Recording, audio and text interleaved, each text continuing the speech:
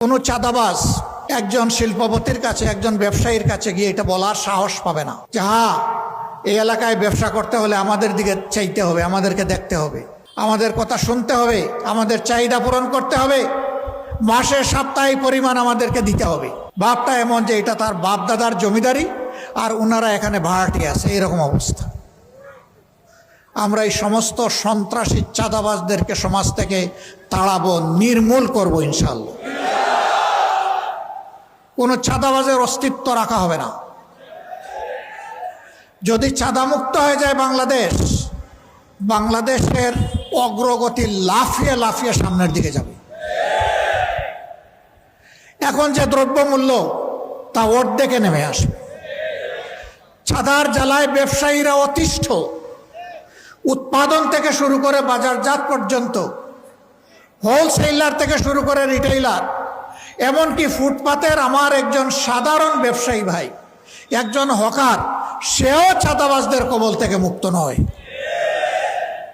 আমরা তাদেরকে কথা দিচ্ছি, ভাই তোমাদের ফুটপাতে ব্যবসা করতে হবে না, ব্যবসা তোমরা সম্মানের সাথে করবা এবং সেই জায়গা তোমাদেরকে করে দেওয়া হবে ইনশাআল্লাহ। আর কোনো চাঁদাবাজ গিয়ে তোমাদেরকে ডিস্টার্ব করার সাহস করবে না। আমাদের দ্বিতীয় প্রায়োরিটি কিছু বলেই ফেলেছি, দুর্নীতির বিরুদ্ধে আমাদের লড়াই শুরু হয়েছে। এই লড়াই থামবে না যতক্ষণ পর্যন্ত দুর্নীতি একদম মাটিতে নেমে না আসছে। এখন দুর্নীতি আকাশচুম্বী, সমাজের রন্ধ্রে, রগে, শিরায়, উপশিরায়, ধমনীতে, ক্যাপিলারিতে, সব জায়গায় এখন দুর্নীতি। এই দুর্নীতির বিষ বাষ্প থেকে এই সমাজকে বের করে আনতে হবে। হ্যাঁ, আমরা জানি যারা দুর্নীতিতে লিপ্ত তারা আমাদের সামনে বাদার হিমালয় পর্বত দাঁড় করিয়ে দিবে।